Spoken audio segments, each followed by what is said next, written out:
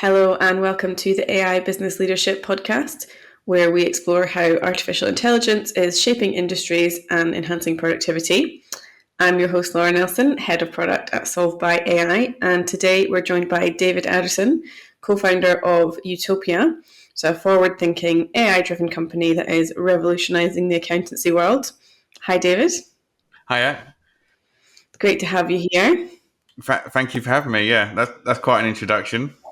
I've got more, just hang on. So, David is the co-founder of Utopia, which provides innovative AI solutions to streamline financial processes, has a career in both technology and finance, and we're going to talk about how he's seen AI transforming the accountancy world, automation of mundane tasks and enhancing business productivity, and looking a bit deeper into financial insights. So today we'll also get into the benefits and value that AI brings to the financial sector and the evolving role of human interaction and the future of jobs in this landscape as well. So first off, Dave, can you just tell us a little bit about yourself and your background and how you came to be where you are today? So I guess I started out in industry working for individual companies, and I was fortunate enough that I found a job that allowed me to work in every department. So I worked in goods in the warehouse, picking and packing, doing sales, working with a marketing team, doing quite a lot of time with the buyer, and then also in the finance department. So I got a great knowledge of kind of systems, how they all work, pulling them all together, and how disjointed companies actually are. And that gave me a great kind of outlook onto what I wanted to do and how I found things. If you line them up, it works so much better, and the systems are there. It's just needing to be done. Then I ended up working for a couple of companies, being the only person in finance. So I was doing the bookkeeping and everything internally. Always said I would never be a practice accountant because I didn't like the way it works. Fast forward a couple of years, ended up working for a practice. And as you can probably guess, I didn't enjoy it. I didn't like what was being done. I didn't like the idea of tax compliance and just giving people their numbers at the end of the year. You know, here's your tax. It's due tomorrow. You need to get it paid. Good luck, sort of thing, and see you next year. So me and my business partner, Catherine, we went away. We've built out a practice. We kind of changed all the structures to it. So we're kind of an outsourced finance function or an outsourced finance department or CFO as well, kind of depending on what they need for small businesses that can't afford an actual CFO. So that's kind of where we kind of sit, and we're looking at how we can streamline it. So we are the full finance department for roughly 80 companies at the moment. And we've got a small team of 5 or 6 at the moment, looking to, as we are growing. So we'll see what happens in the next couple of months. But yeah, there's 6 of us at the moment, and we're moving a lot towards AI to patch up them holes. Sounds great. So speaking of AI then and the impact of AI on that financial and accountancy sector, what are some of the key headline benefits that you've seen already when you've been implementing AI? So talking to a lot of other accountants and even ourselves, we found that there's a huge gap in recruitment.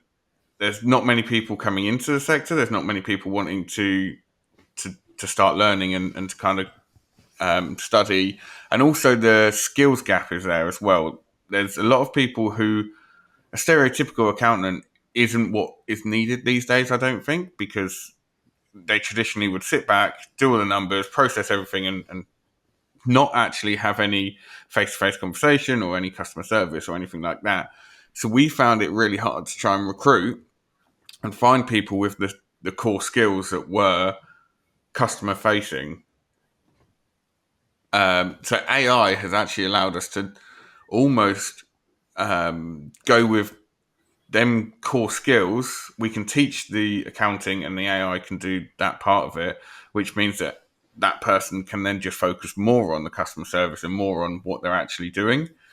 So it's definitely having quite a big impact in our business. We've we were looking to recruit, and I think actually we've freed up quite a lot of capacity by using various forms of AI. Although I do think the word AI gets thrown around a lot, and I would say it's more automation intelligence and artificial intelligence with what we're doing.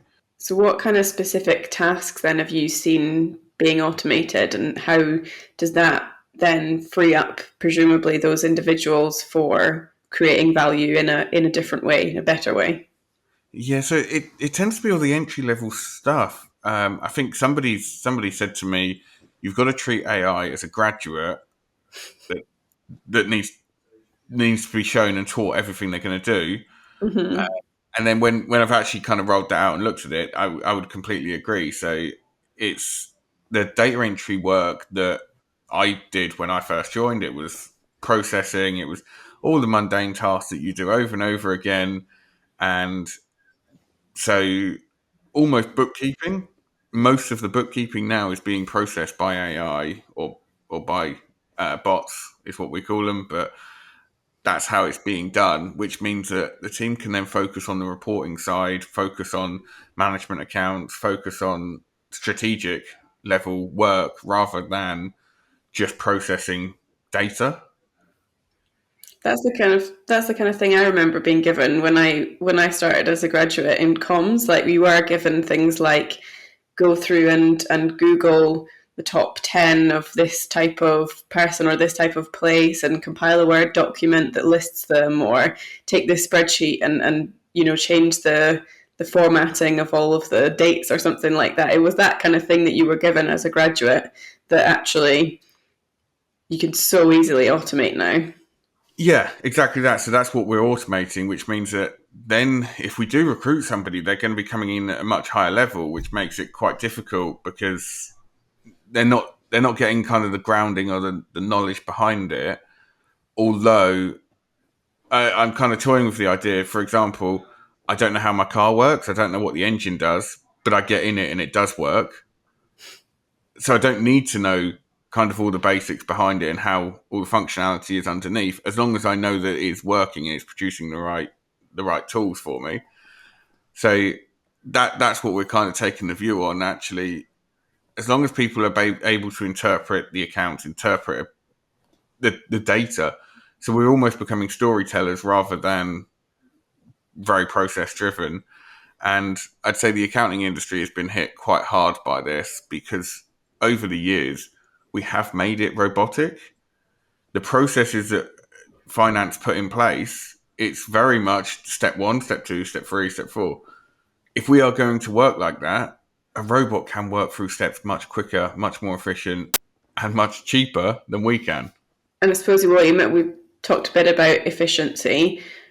In terms of AI, though, there is definitely some potential to not just improve the efficiency and free up resource, like we said, but also to improve the accuracy and then the kind of decision making capabilities of those financial teams. Yeah, absolutely.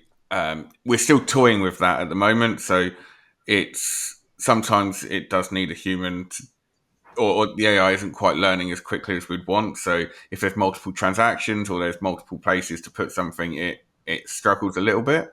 But as a whole, if you preset, and that's what we've been trying to do, is we set rules. So if we can set the right rules, it means that will always go to that place. If we do need to change it and we need to put it to a different account, then we change that rule, and that will then pull through. So yeah, coming back to your point, like it is very kind of structured, and it will always code to them set rules that we've put in, which is really quite nice. You're not then relying on people always being super consistently accurate. They can focus more on, like you say, setting those rules correctly and giving the AI the rules and the boundaries and the information that it needs to then automate those tasks. And overall, the outcome is a lot more accurate as well as being a lot more efficient. Yeah, absolutely. I'd say that one of the problems we have is, for example, your company, you might code something like, I don't know, let's say you have some building work done. and that goes to maintenance, repairs and maintenance on your accounts. However, if we're talking to a builder's, that would go down as direct materials, and that would then need to be going somewhere different. So that's almost what we're trying to do, is adapt it to each account, because there isn't no hard rule across all.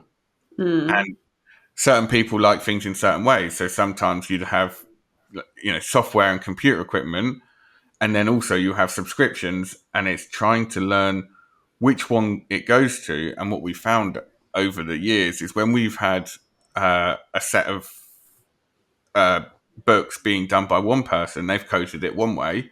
Then when someone else has come in, they've coded it a different way, because, as I say, software and subscriptions, they almost kind of kind of combine together. So which one do you go to? And you could go to either.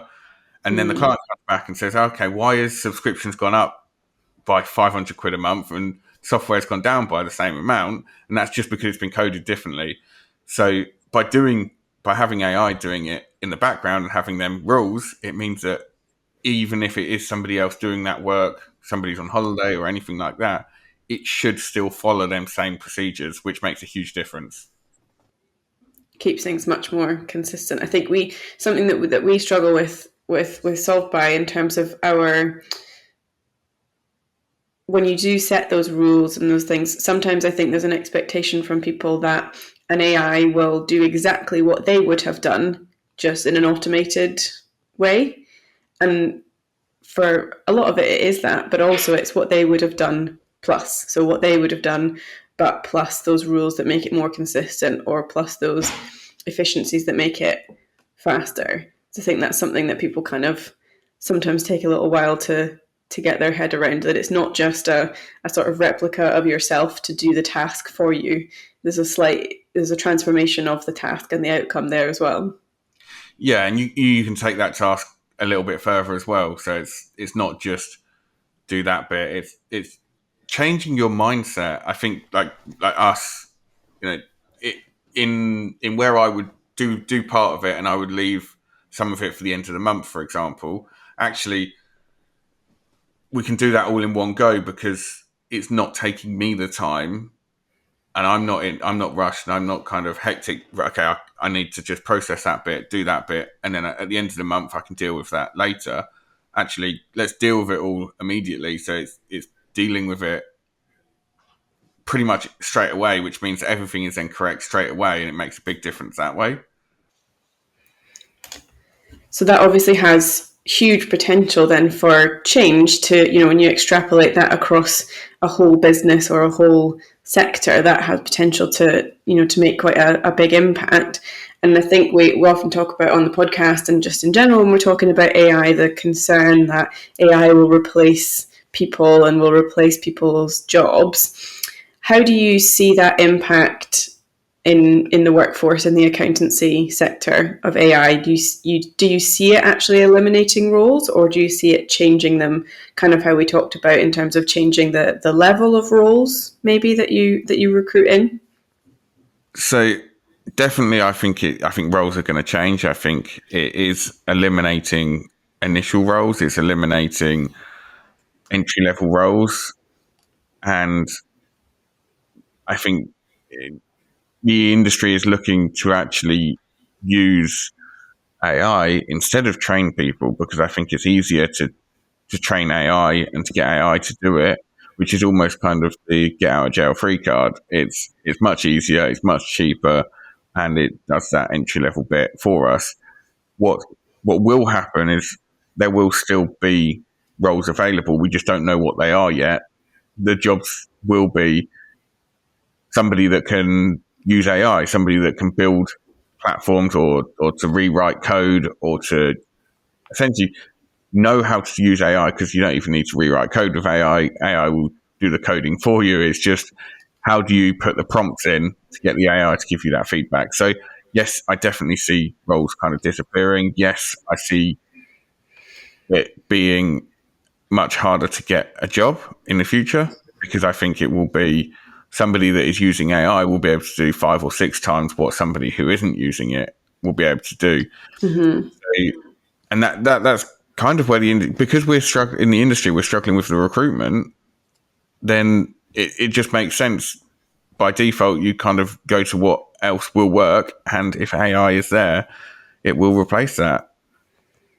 So, what would you say for accountants and people in the financial sector? What would you say are some of the key skills or key areas where they should focus to make sure that they are able to complement AI or able to bring a skill set that works well with AI rather than trying to compete with it? Focus on something that AI can't do or isn't doing. So don't act like don't do anything that is like a robot. If there's set processes, set procedures, set robotic ways of working, that is the bit that's going to be replaced. Don't do that. Focus on the human element, the bit that you can do, the bit that you're better at.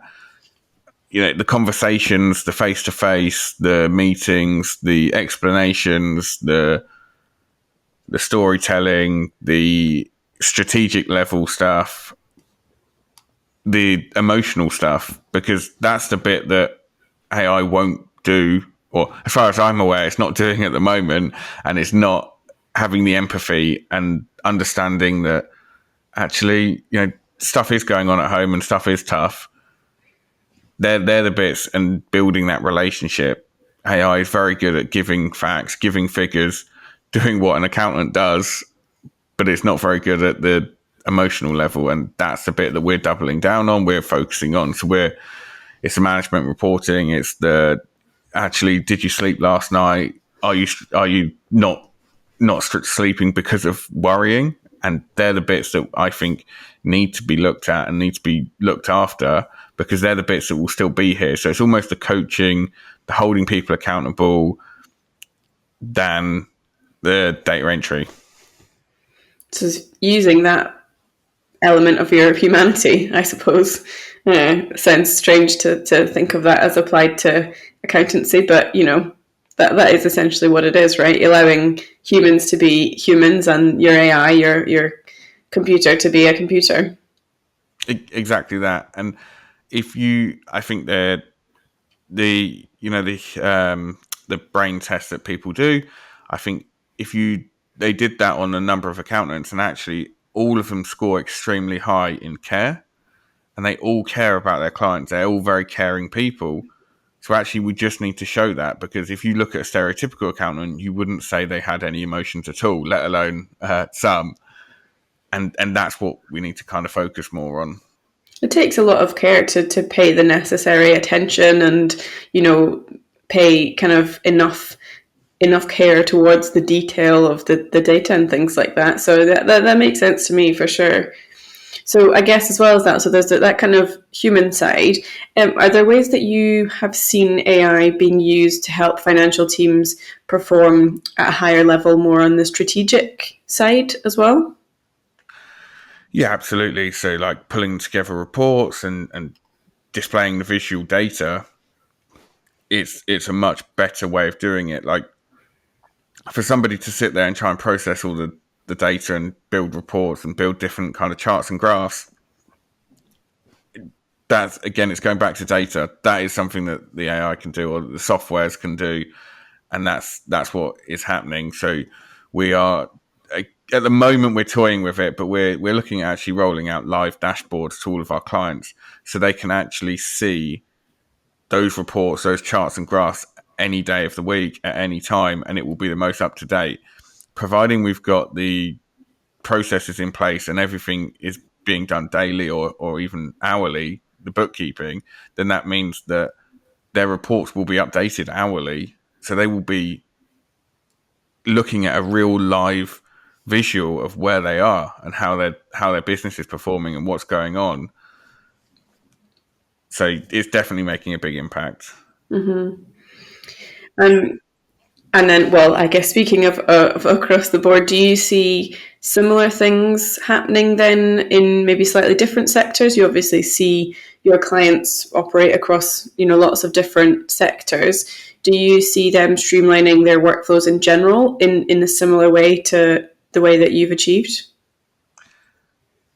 I guess it depends on the individual. So some people we talk to who are kind of saying, AI is not really affecting them, not really doing anything in their industry, and that blows my mind because we're using it for almost anything and everything. I'm looking at even recording transcripts. It's flipping conversations. We're looking at even virtual meetings. We have you've probably seen Fireflies or Supernormal or something like that. Something that is plugged into a meeting that is an AI bot that is recording it and note taking. Mm-hmm. It's game changing. It's happening everywhere. Every industry, I think, is going to be impacted, and those who don't adopt it will get left behind because they won't be as efficient. Absolutely, they still will be able to trade, and I'm sure there will still be a place for everybody, but they won't be able to compete with the people who are using streamlined software, streamlining measures. And the software, I guess, or the AI has been around for years. It's bigger companies have been able to utilize it for years and years, and they've probably had humans doing that work.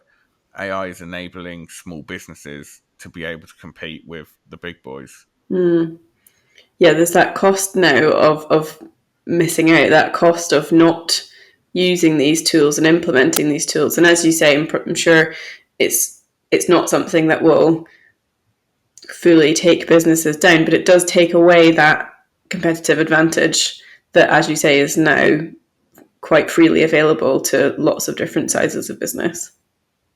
Yeah, absolutely. And it kind of goes around in circles as well.